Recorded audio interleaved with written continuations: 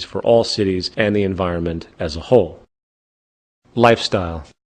It's important to point out that in our current system, the traditional family is broken, with both parents having to work in order to survive.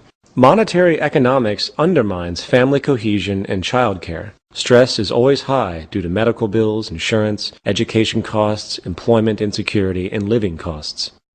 In a resource-based economy, the integrity of the family will be returned.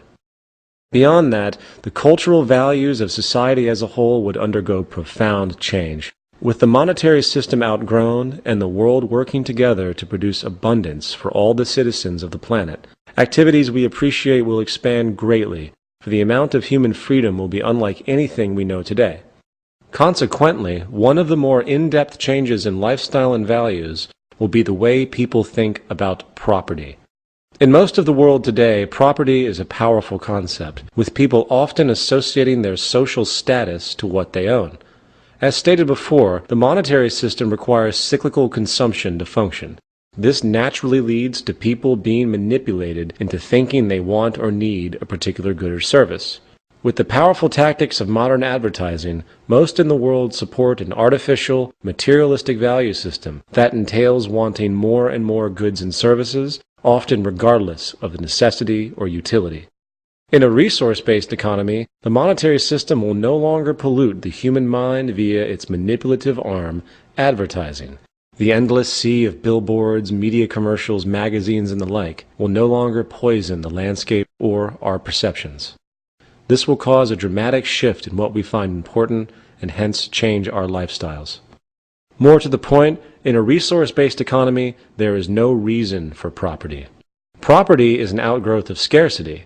People who had to work very hard to create or obtain a product or resource in turn protected it because it had immense value relative to the labor entailed along with the scarcity associated. Property is not an American or capitalist idea. It is a primitive mental perspective generated from generations of scarcity. People only claim ownership because it is a legal form of protection. In a system of abundance without the need for money, the idea of ownership becomes irrelevant. In this new system, no one owns anything. Instead, everyone has unrestricted access to everything. Ownership is a massive burden. No longer will a person need to live in one place. One could travel the world constantly. Anything needed is obtained without restriction. There is no reason for abuse, for there is nothing to gain. You can't steal things that no one owns, and you certainly couldn't sell them. Household items would be obtained through central distribution in the cities, while recreational items are available on call or near the location of interest. For example, if you go to a golf course, you would select on site your clubs from the most effectively designed models available. You use them, and then you return them. If you decide to keep the clubs, go ahead. That's your burden. For why would a person want to transport, maintain, and store golf clubs when they can always have access to them and return them on site?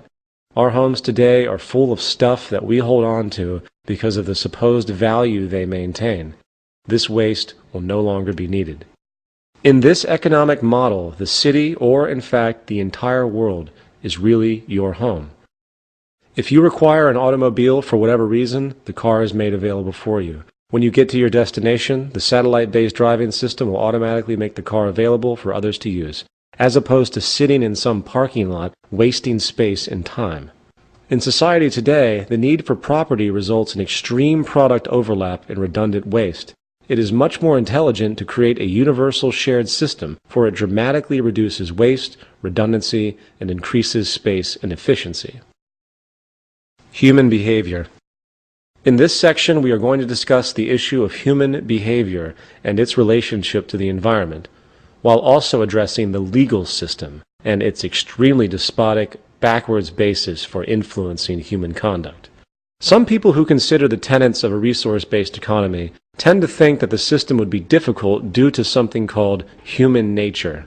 The argument is that humans are inherently competitive, greedy, and blindly self-serving, implying that no matter how technically good things are in society, there will always be corrupt people who want to abuse others and seek dominance. Human nature is defined as the shared psychological attributes of humankind that are assumed to be shared by all human beings. Therefore, the implication of the term is that certain psychological, hence mental behaviors are in some way hardwired into a person. We are thus supposedly born with some preset psychological inclinations. It is easy to see how this kind of assumption has manifested. For if you look at the historical record for the human species thus far, we see an endless series of wars, genocides, conquests, and power abuses. Given that this is the pattern we recognize, it is easy to assume that it must be some set human nature to behave in ways that are historically reoccurring. Furthermore, so-called criminal behavior has been a focus of psychologists for some time. Is it the responsibility of an individual's genetic makeup that makes them a so-called criminal? Or is it the environment in which they are raised that determines this? This is the age-old question of nature versus nurture. First, what exactly is criminal behavior? How do we qualify behavioral distinctions that have been invented by man and change with time? The entire concept of criminality is temporal and relative to a culture's values and concepts of morality. Only 600 years ago, certain indigenous cultures around Mexico engaged in mass human sacrifice, often killing thousands at a time. Was this criminal activity? To us, perhaps, but to them it was accepted social custom. What about the generations and generations of accepted slavery? Is a criminal someone who steals food in order to feed his or her starving family? The bottom line is that there is no concrete scientific evidence that really supports the notion that any of our behaviors are strictly the result of our genetics. The notion of human nature is largely mythological. It stems from primitive religious dualities that the human is good or evil inherently. The pursuit of people who seek the gene or the like, which is supposedly the cause of a particular behavior, is essentially a form of superstition. It is like a person being possessed by demons, which control their actions. The fact is, while neurochemicals and physiological traits set propensities for a person's reactions and social gravitation, it is the environment that really creates our values and behavior. There is no fixed, predetermined human nature. Our values, methods, and actions are developed and derived from experiences. A Chinese baby taken at birth and raised in a British family in England will develop the language, dialect, mannerisms, traditions, and accent of the British culture. The bottom line is that our behavior is based upon what we learn, coupled with the biosocial pressures that we must deal with in order to survive. As far as society today, the most fundamental condition for offensive behavior is derived from the monetary system. As expressed before, the monetary system perpetuates corruption, stratification, scarcity, and insufficiency. So-called decency cannot exist in a world of competition, wealth imbalance, poverty, and deprivation.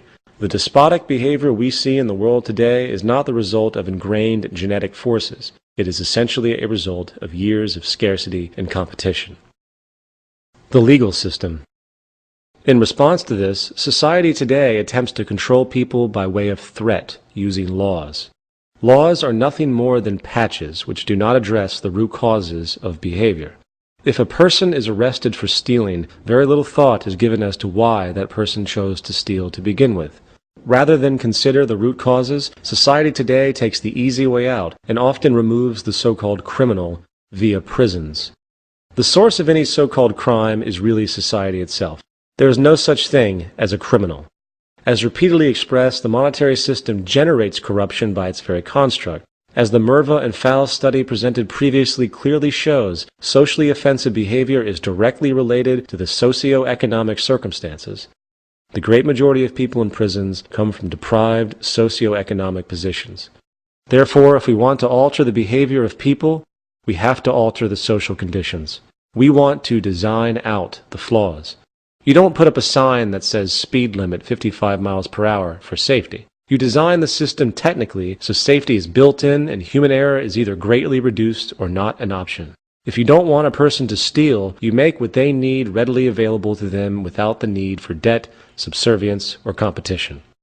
With the progress of technology today, we have the ability to create a new social system that can allow all people access to the necessities of life without a price tag, debt, or servitude.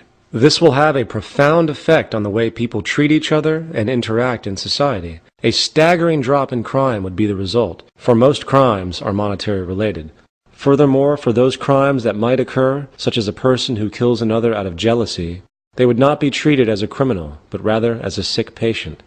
Society will understand that people are products of their environment, And rather than condemn the person to a cold, concrete cell, social scientists, psychologists, and sociologists will heavily research the cultural causes that generated the killer's behavior and consider those conditions that need to be altered, often through education.